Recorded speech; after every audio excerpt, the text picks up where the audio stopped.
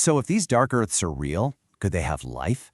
The hypothesis says absolutely, but not life as we know it, not carbon-based. We're talking about intelligent beings of plasma. You know that super hot electrically charged stuff that stars and lightning are made of? And according to the theory, these beings are the real source of all those unexplained encounters people have been reporting for centuries.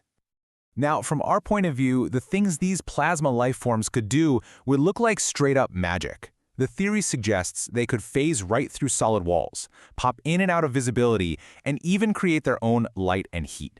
And whether you see one as a glowing, brilliant being or a dark, shadowy figure, that would just come down to its plasma frequency.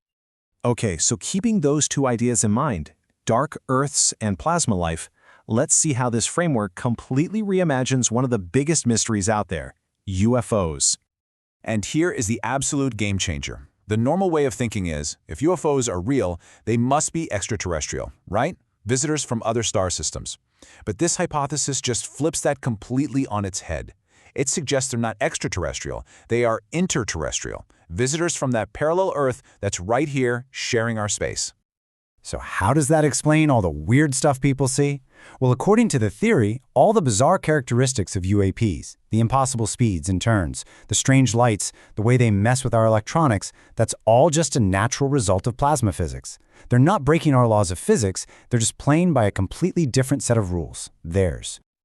Okay, now we're going to take that exact same lens and point it at something else. Figures from our oldest myths, folklore, and religions. And this is where it all gets even more provocative.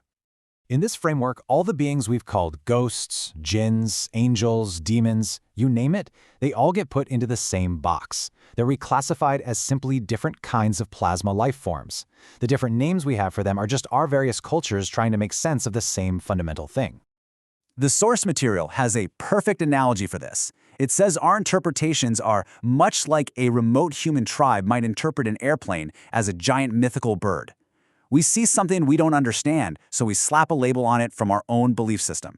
You see a bright, high-frequency plasma being, you might call it an angel. You see a dark, low-frequency one, and you might call that a demon.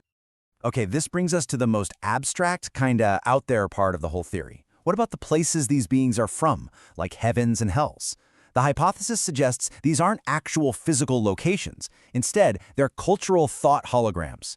The idea is that our collective human beliefs and stories project a kind of augmented reality onto the plasma world of the dark Earths.